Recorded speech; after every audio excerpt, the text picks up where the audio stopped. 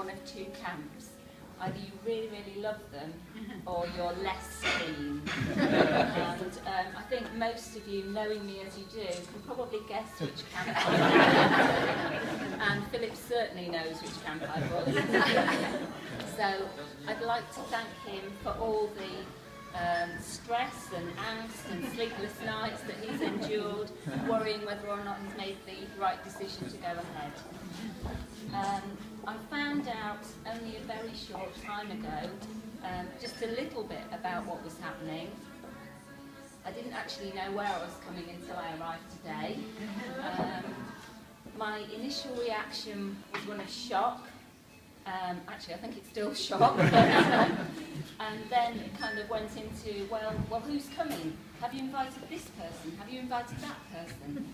And I have to say that he'd invited everyone, and that everyone, apart from those who obviously can't be here today, is here because I would have wanted them to be here today. So he's done an amazing job.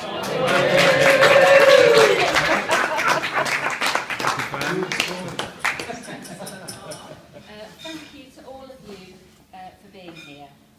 To Ben and Abby, when you're working long hours and you haven't got much time, weekends are precious, so thank you for saving the date. To my mum, who,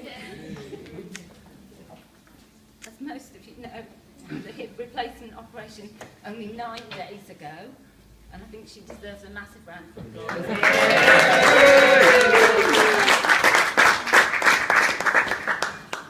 To my Auntie Anne and cousin Sue for making the trip from South Wales and Bristol to Lincoln and back in 24 hours. To my brothers and sisters-in-law coming from Colchester and Coventry, and our nephews, little James and Tom.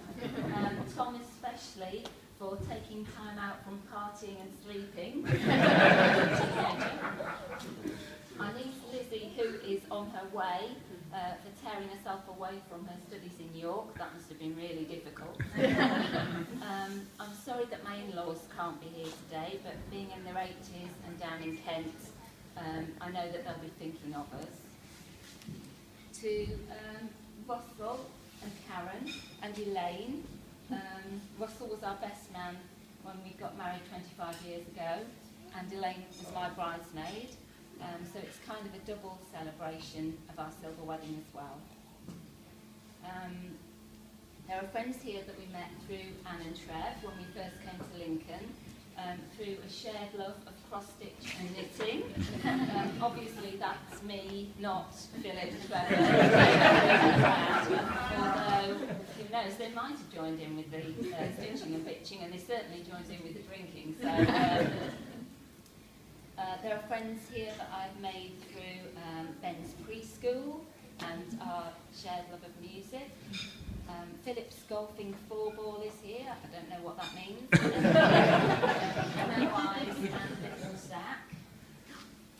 I'd like to say thank you to my work colleagues, or should that be comrades in arms, both past and present from Branston Community Academy and Lincoln Uni. Finally, it's lovely to see my friends from the Grapevine Choir and a husband, and Leslie and Andrew from Washington Methodist Church. Leslie and Andrew, you're going to have to represent everyone from Chapel today, because I know that some people were invited and couldn't come, but we really appreciate the love and support we've received from everyone there as we've navigated life's ups and downs over the years. So, thank you all for coming, for keeping the secret, especially Elaine, who late on Wednesday night, when I was kind of fishing a bit to find out whether she knew anything, said indignantly, well, if he has organised anything, he hasn't invited me. Threw me right off the set.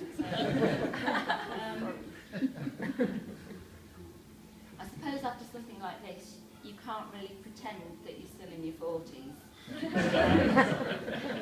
If I was in any doubt about the fact that I'd reached a certain age, that was shattered on Thursday morning when the post arrived and I received a catalogue from a company called Chums. selling scrap slippers and beige crimpling Oh, trousers. I see some of you have already had So all that remains to be said is that I'm very grateful to be here with you to celebrate my 50th birthday today, and I hope you all have a lovely time.